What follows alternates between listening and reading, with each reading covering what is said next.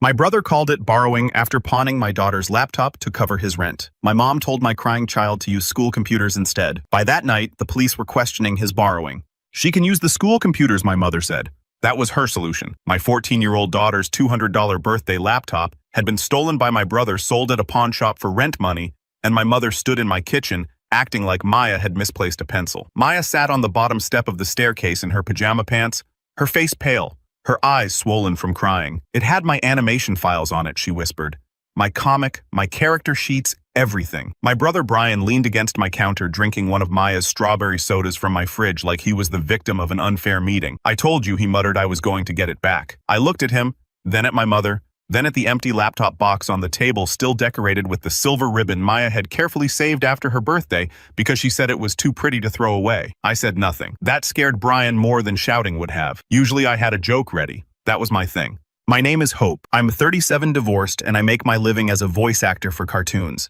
I spend my days in a tiny home studio making money by voicing brave rabbits, dramatic teacups, shy dragons, and one extremely emotional baby penguin who believes the moon is made of cheese.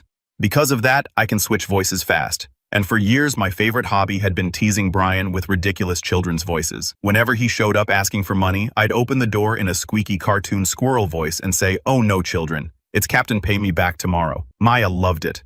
I had a whole list of nicknames for him. Sir Overdraft, the Duke of Bad Decisions, Brian the Borrowing Bear, Lord Rent is Late. Back then, it felt funny. Now I understood something ugly. I had turned my brother's selfishness into a joke because calling it what it was would have forced me to do something about it. Brian had always been struggling. That was the official family word. He wasn't irresponsible. He was struggling. He didn't quit jobs after 3 weeks. He was struggling. He didn't borrow money and vanish. He was struggling. He didn't manipulate our mother into paying his bills from her retirement account. He was struggling. And I apparently was stable. That was the word my mother used for me. Hope is stable. As if stability had fallen out of the sky and landed in my lap. As if I hadn't spent years building a career inside a closet lined with acoustic foam, recording commercials at midnight screaming like a goblin for children's cartoons until my throat burned and raising Maya mostly by myself after my divorce. My ex-husband Daniel wasn't evil. He just wasn't very present. He paid child support, remembered most birthdays, and called himself a good father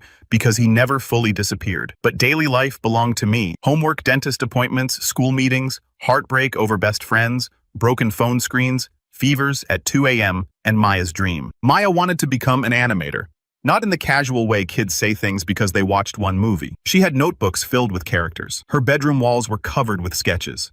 She had created an entire story about a girl astronaut and a cat who was allergic to stardust. For almost a year, she had been teaching herself animation on my old tablet, which froze every 15 minutes and made a noise like a dying vacuum cleaner. So I saved. I took extra jobs. I voiced an embarrassing singing yogurt commercial.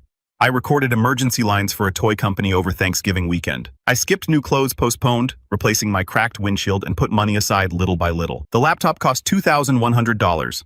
Powerful processor, great screen, enough storage for animation software, a lavender case because Maya loved soft purple, a little rocket sticker on the corner because she said every artist needed a launch button. On her birthday, when she opened it, she didn't scream. She just stared. "Is this mine?" she asked. "All yours. For real? For real." Then she cried into my shoulder. Brian had been there that day. Late, of course. No gift, of course. He showed up wearing a leather jacket that smelled like cigarettes and gas station cologne, hugged Maya too hard and said, "Your favorite uncle has arrived." Maya laughed because she was kind. Then he saw the laptop. His eyebrows went up. $2,000 for a kid's computer," I answered in my royal hamster voice, the one from a preschool cartoon. "Children today, we learned that Uncle Brian thinks dreams should be cheaper." Everyone laughed except my mother. Hope she warned, "Don't embarrass your brother." Brian grinned, but I noticed how long he stared at the box. I should have paid attention. 4 days later, Maya came downstairs asking where her laptop was. At first, I thought she had left it somewhere.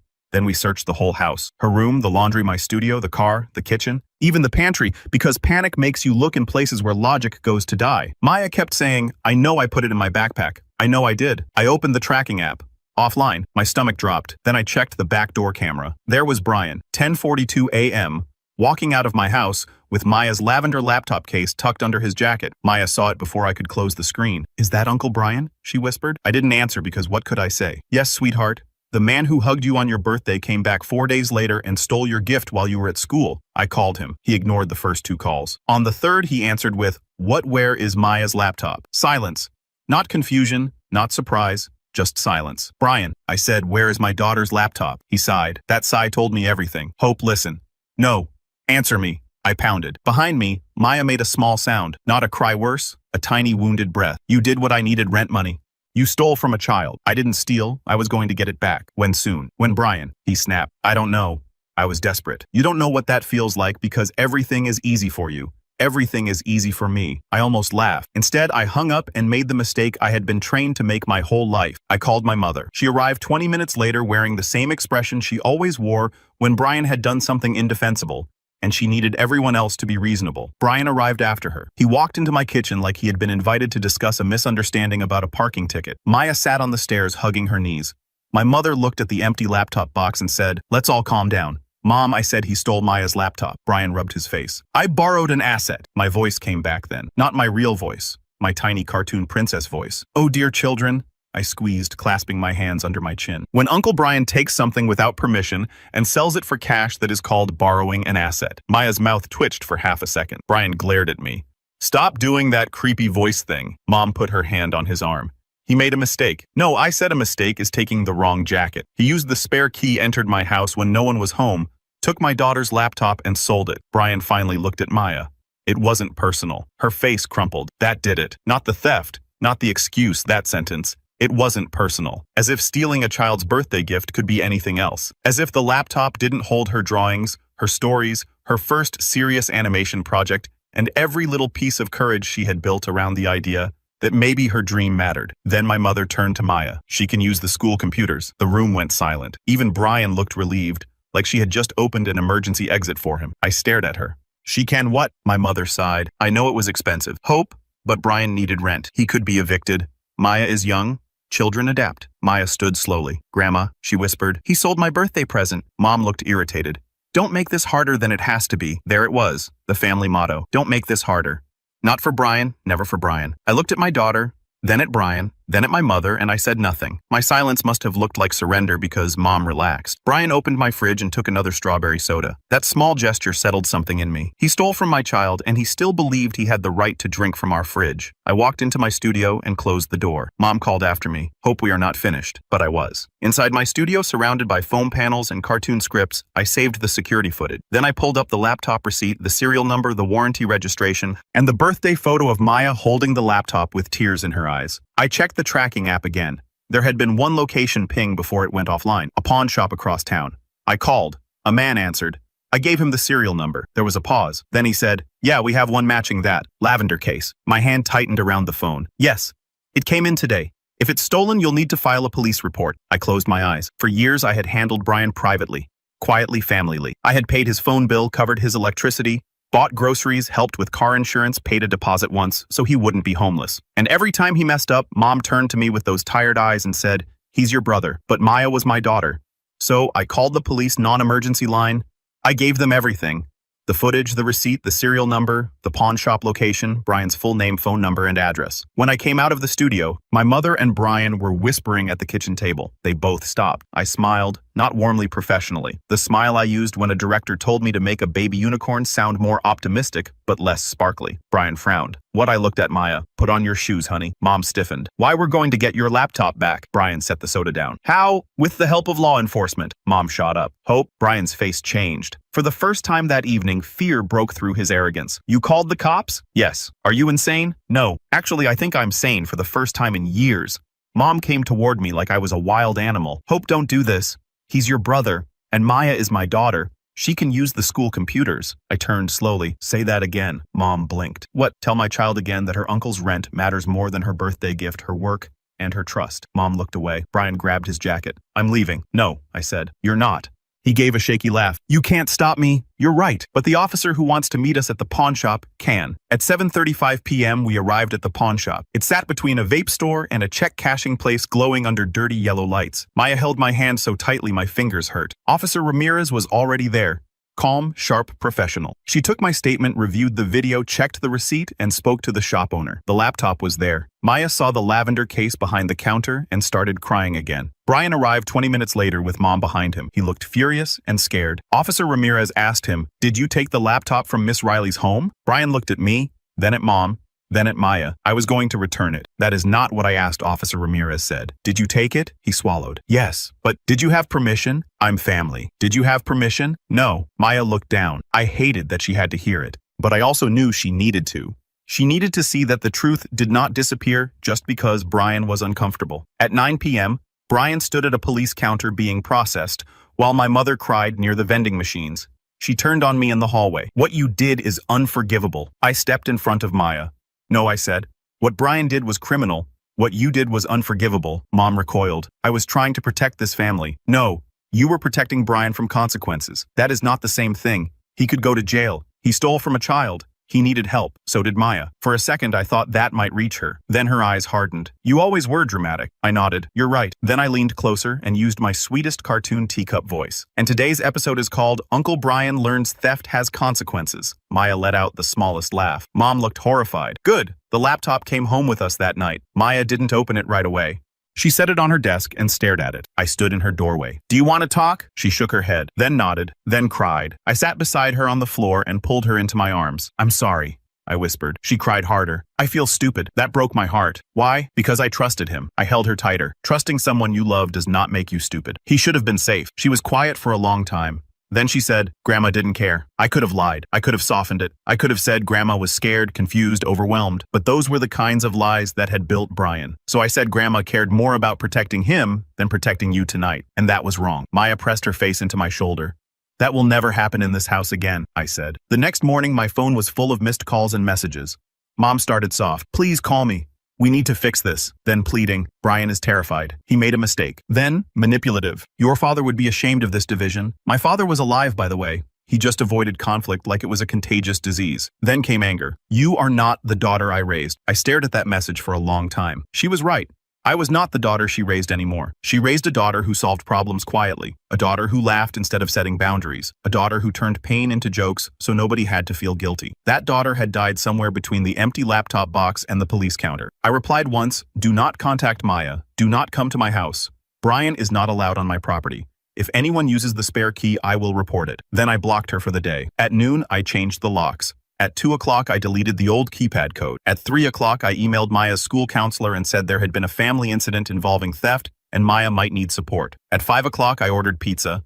At 6 o'clock, Maya came downstairs and asked if we could watch something stupid. So we watched a terrible movie about a haunted summer camp where the ghost mostly seemed upset about poor management. Halfway through, Maya paused it. Mom, yeah, can we make a new rule? Anything. If someone says family helps family, they have to explain who is helping who. I looked at her. Then I laughed so hard I cried. The legal process was not dramatic like in movies. Brian was charged, released, given court dates, and told not to contact us. He immediately started telling relatives I had pressed charges over a misunderstanding. Mom became his public relations team. She called everyone. She said I had always resented Brian. She said the laptop was recovered, so I was being cruel. She said I cared more about money than family. Then my Aunt Linda called. I almost didn't answer. Aunt Linda was my mother's sister, and the only person in the family who could smell nonsense through a locked door. Hope, she said. Did Brian steal the laptop? Yes. Did he pawn it? Yes. Did you have proof? Yes. Good. I blinked. Good. Your mother told me he borrowed it. I told her borrowing usually doesn't involve pawn shops. Then she sighed. Honey, Brian stole my debit card 2 years ago. My whole body went cold. What? Your mother begged me not to say anything, said he. He embarrassed and would pay me back. Did he? No. How much? $640. I closed my eyes. So Maya had not been the first, just the youngest. That night I asked Maya if she wanted to stop seeing Grandma for a while. She stared at her sketchbook. Would that make me mean? No. Would Grandma say it makes me mean? Probably. Maya nodded. Then I don't want to see her. Okay. She looked up. Are you mad at you? Never. I still love her, she whispered. I know, but I don't feel safe with her. That sentence landed harder than any courtroom verdict. I thought of all the years I had confused love with access. Because you love someone, they get access to your house. Because you love someone, they get access to your money. Because you love someone, they get access to your child. No. Love is not a master key. 2 weeks later, Mom showed up at my door with a casserole. I checked the camera before opening. She stood there in her blue cardigan holding the dish like baked pasta could erase theft. I opened the door, but kept the chain on. Her eyes went to it immediately. You put the chain on for me? Yes. Pain flashed across her face. It almost worked. Almost. I brought dinner. We have dinner. Hope, please. I waited. Brian has a hearing next week, she said. I know. He's willing to apologize. Willing. He's embarrassed. Maya is hurt. He knows that. No, he knows he got caught. Mom's mouth tightened. You've become cold. You stood in my kitchen and told my daughter to use school computers after her uncle stole from her. I was trying to keep the family together. You were trying to keep Brian comfortable." She gripped the dish. "He could end up with a record. He earned one. He is your brother. She is my child." We stared at each other. Then she said, "Maya would have gotten over it." The porch light buzzed above us. A car passed behind her. My hands went cold. "That," I said quietly, "is why you are not allowed around her right now." Then I closed the door. My hands shook afterward. "Maya found me in the kitchen." "Was that Grandma?" "Yes." "Did you let her in?" "No." She nodded. Then in the smallest voice she said, "Thank you." That was when I knew I had done the right thing. Not at the police station. Not when the laptop came home. Not when Aunt Linda confirmed I was not crazy. That moment. My daughter thanking me for keeping the door closed. Brian's hearing happened on a rainy Tuesday. He wore a wrinkled button-down and looked offended that the law had not recognized his special family discount. Mom sat behind him. Dad sat beside her, silent as always. Maya chose not to come. I was proud of her. The lawyer tried to call it a family misunderstanding. Financial stress, temporary lapse in judgment, no violent intent. The item was recovered. Then the prosecutor read the facts. Unauthorized entry removal of property pawn transaction victim was a minor video evidence. Brian stared at the table. For the first time in my life, nobody asked me to make him look better. The judge ordered restitution, community service, probation counseling, and no contact with Maya unless I permitted it. Mom cried. Brian looked stunned, as if part of him truly believed the world would bend around him the way our family always had. Outside the courtroom, he approached me. "Hope," I stopped. He looked awful angry underneath the shame. "I'm sorry." I waited. I said, "I'm sorry." "For what?" His jaw tightened. "For taking the laptop. And pawning it. And," he looked at Mom, then back at me. "For hurting Maya," he snapped. The words were there. The weight was not. "I'll tell her you said that," I replied. "That's it. What else do you want?" "I want you to stop acting like I'm some monster." I looked at him for a long time. Then I used the softest voice I had, the one I used for a baby lamb in a farm cartoon. "Oh no. Brian the borrowing bear wants the consequences to stop." His face went red. "Are you serious right now?" I dropped the voice. "Yes, completely." Mom stepped forward. "Hope, enough." "No, Mom. Enough was years ago. Enough was Aunt Linda's debit card. Enough was Dad's missing tools. Enough was my emergency cash disappearing and you telling me I must have misplaced it. Enough was every time he lied and you handed him a softer pillow to land on." Mom froze. Brian looked at her. "Good. Let the secrets rot in the open." Dad finally spoke. "Hope maybe this isn't the place." I laughed once. "Of course not. There has never been a place for the truth in this family." Then I walked away. Life after that did not become magically perfect. That is a lie people tell. Boundaries do not heal you overnight. For weeks I still felt guilty. I still reached for my phone when Mom usually called. I still dreamed about Brian as a little boy with scraped knees asking me to help him, because he had been a little boy once. That is the hardest part. People who hurt you are not always monsters from the beginning. Sometimes they were children you loved before they became adults who learned your love could be used as currency. Maya changed too. She became more careful. She backed up her files 3 different ways. She asked for a lock on her bedroom door.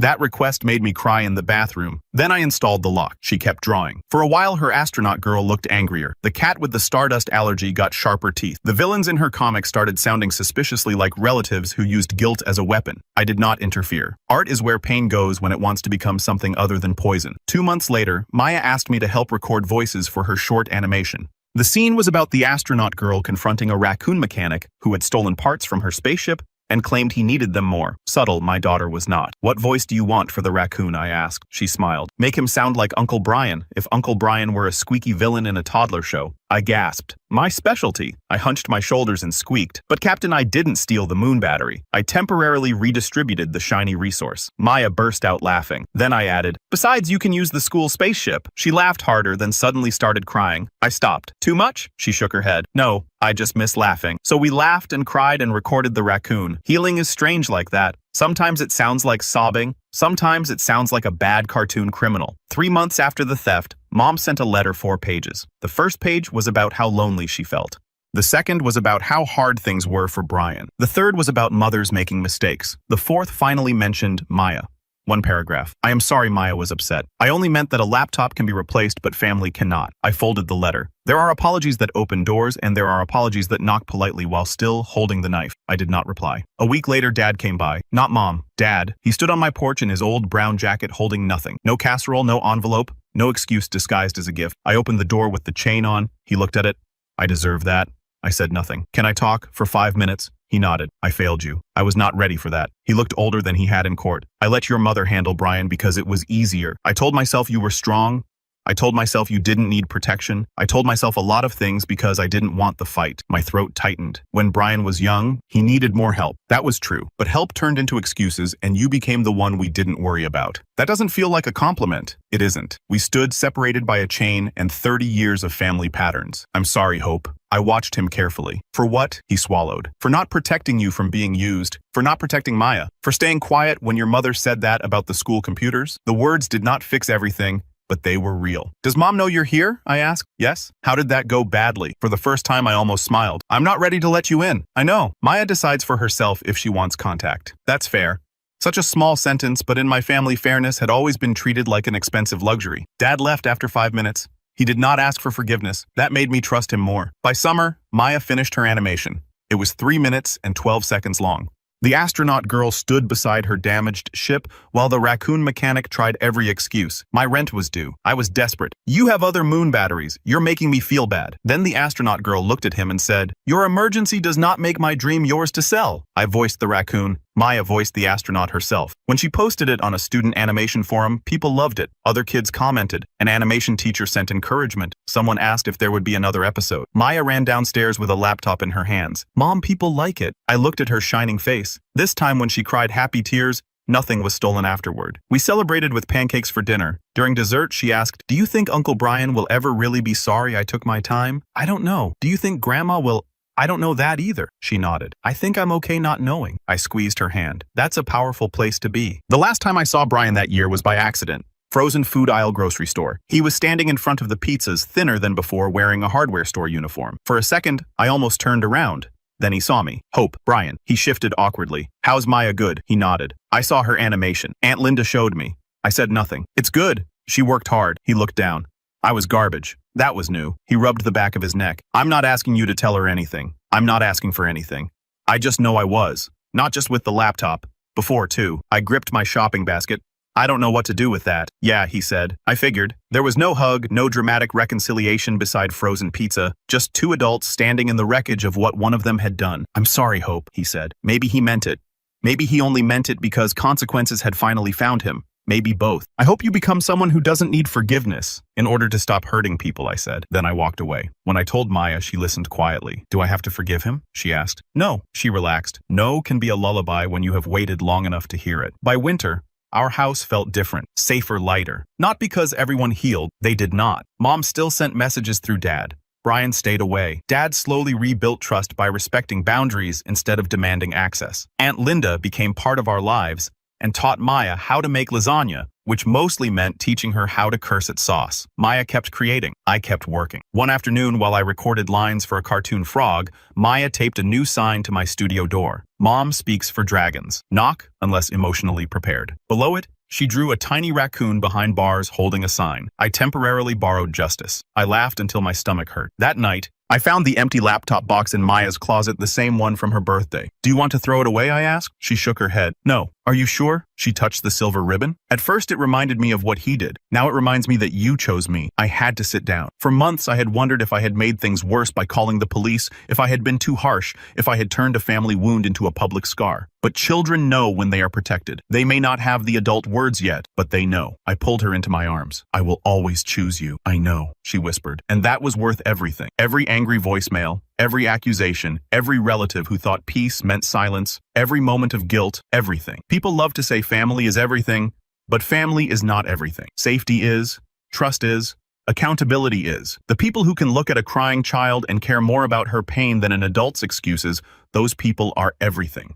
My brother took my daughter's $200 laptop and sold it for rent money. My mother said, "She can use the school computers." I said nothing. Then I did the thing my mother called unforgivable. I told the truth to people who would write it down. And by 9 p.m. that same night, Brian was standing at a police counter, learning what our family should have taught him years ago. You can be loved and still be held responsible. You can be desperate and still be wrong. And you can call it family all you want, but when you steal from my child, you do not get a nickname. You get consequences.